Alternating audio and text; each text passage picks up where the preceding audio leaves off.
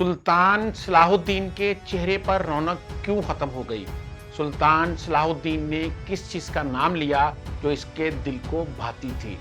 आज ये सब बताएंगे आपको, लेकिन अगर आपने इससे पहले वाले एपिसोड नहीं देखे तो नीचे दिए गए लिंक को क्लिक करके आप देख सकते हैं। मैं हूं इरफान उल हक और आप देख रहे हैं द नोबल हिस्ट्री।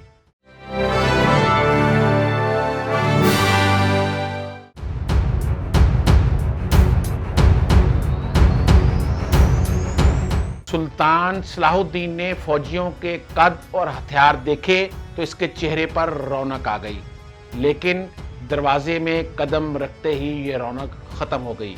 सुल्तान सलाहुद्दीन के चेहरे पर रौनक खत्म होने की वजह ये थी कि वहाँ 4 खूबसूरत नौजवान लड़कियाँ, जिनके शानों पर बिखरे हुए रेशमी बालों में कुदरत का हुस्न समोया हुआ था, हाथों में फूलों की पत्तियां से भरी हुई टोकरियां लिए हुए खड़ी थीं। उन्होंने सुल्तान सलाहुद्दीन के कदमों में पत्तियां फेंकना शुरू की और इसके साथ दफ की ताल पर ताउस, रुबाब और शहनाइयों का मशहूर कुन नगमा उभरा। सुल्तान सलाहुद्दीन ने रास्ते में फूलों की पत्तियां देखकर कदम पीछे कर लिए। नाजी और उसका नायब सुल्तान सलाहुद्दीन के दाएं बाएं थे। वो दोनों झुक गए और सुल्तान सलाहुद्दीन को आगे बढ़ने की दावत दी। ये वो अंदाज था जो मुगलों ने हिंदुस्तान में राज किया था।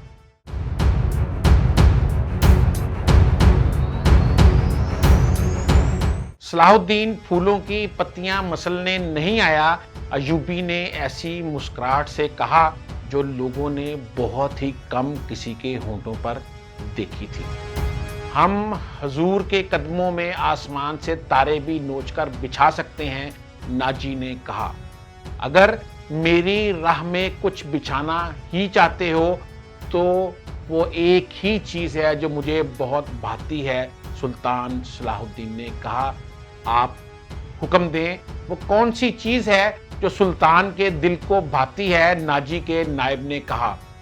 सलीबियों की लाशें, सुल्तान सलाहुद्दीन ने मुस्कुराकर कहा, मगर जल्द ही ये मुस्कुराहट खत्म हो गई। इसकी आंखों से शोले निकलने लगे। इसने धीमी आवाज में, जिसमें गजब और अताब छुपा हुआ था, कहा, मुसलमानों की जिंदगी फूलों की सेज नहीं। तुम जानते नहीं हो, सलीबी सल्तनत मिल्लत इस्लामिया को जोंकों की तरह खा रही है, और जानते हो कि वो क्यों कामयाब हो रहे हैं? सिर्फ इसलिए कि हमने फूलों की पत्तियों पर चलना शुरू किया। हमने अपनी बच्चियों को नंगा करके इनकी इस्मतें रोन डाली। मेरी नजरें फलस्तीन पर लगी हुई हैं। तुम मेरी राह में फूल डालकर मिस्र से भी इस्लामी झंडा उतरवा देना चाहते हो क्या?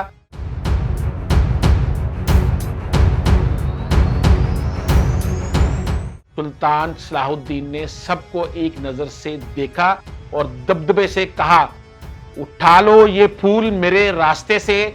मैंने इन पर कदम रखा तो मेरी रूह छलनी हो जाएगी। हटा दो इन लड़कियों को मेरी आंखों से, ऐसा ना हो कि मेरी तलवार इनकी जुल्फों में उलझकर बेकार हो जाए।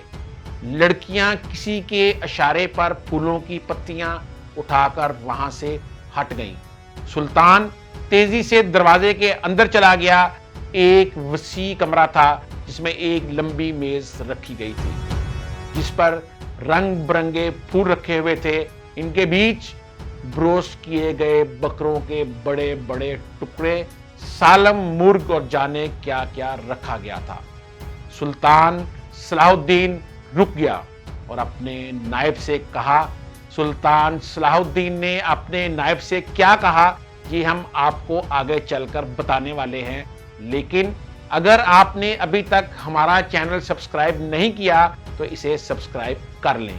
हम कोशिश करते हैं आपको तारीख की मुफीद मालूमात मिलती रहें, और इस वीडियो को शेयर करने के साथ इस पर अपना कमेंट्स जरूर दीजिएगा, क्योंकि आपके कमेंट्स की रोशनी में हम अपनी आने वाली वीडियोस बेहतर अंदाज में आप तक पहुंचा सकेंगे।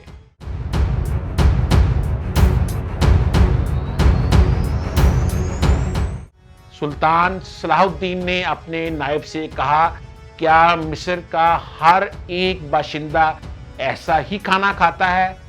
नहीं हजूर, गरीब तो ऐसे खाने का ख्वाब भी नहीं देख सकता।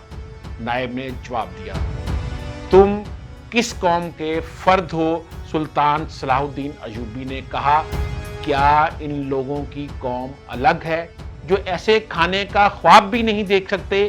किसी तरफ से कोई जवाब नहीं आया। इस जगह जितने मुलाजिम और जितने सिपाही ड्यूटी पर हैं, इन सबको बुलाओ और ये खाना इनको दे दो। सुल्तान सलाहुद्दीन ने लपक कर एक रोटी उठाई, इस पर 2-3 बोटियां रखी और खड़े खड़े खाने लगा। नहायत तेजी से रोटी खाकर पानी पिया। बॉडीगार्ड के कमांडर नाजी को साथ लेकर इस कमरे में चला गया जो वायसराय का दफ्तर था। 2 घंटे बाद नाजी दफ्तर से निकला, दौड़कर अपने घोड़े पर सवार हुआ और नजरों से ओझल हो गया।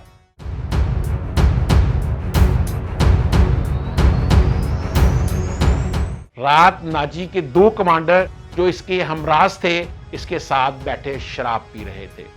नाजी ने कहा, जवानी का जोश है, थोड़े दिनों में ठंडा कर दूंगा। ये सुल्तान सलाहुद्दीन कमबख्त जो भी बात करता है, कहता है, रब्बे काबा की कसम, सलीबियों को मिल्लते इस्लामिया से बाहर निकालकर ही दम लूंगा। एक कमांडर ने तंजिया कहा, सुल्तान सलाहुद्दीन इतना भी नहीं जानता कि मिल्लते इस्लामिया का दम निकल चुका है, अब सूडानी हुकूमत करेंगे। क्या आपने इसे बताया नहीं कि ये 50,000 का लश्कर सूडानी है और ये लश्कर जिसे वो अपनी फौज समझता है, सलीबियों के खिलाफ नहीं लड़ेगा। दूसरे कमांडर ने नाजी से पूछा, तुम्हारा दिमाग ठिकाने है अरवेश?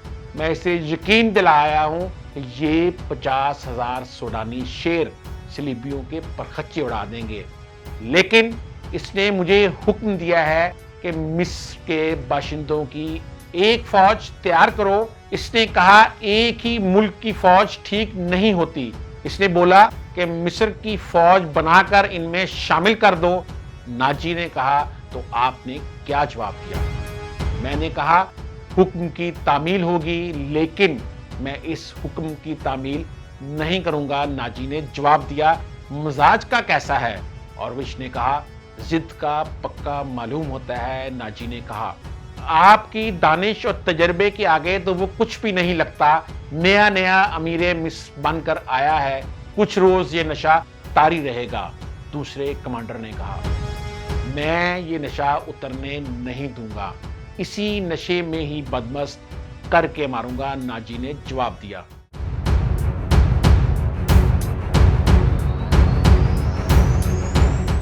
बहुत देर तक वो सुल्तान के खिलाफ बातें करते रहे और इस मसले पर गौर करते रहे कि अगर सुल्तान ने नाजी की बेताज बादशाही के लिए खतरा पैदा कर दिया तो वो क्या करेंगे। इधर सुल्तान अपने नायबीन को सामने बिठाए ये बात ज़हन नशीन करा रहा था कि वो यहाँ हुकूमत करने नहीं आया और ना ही किसी को हुकूमत करने देगा।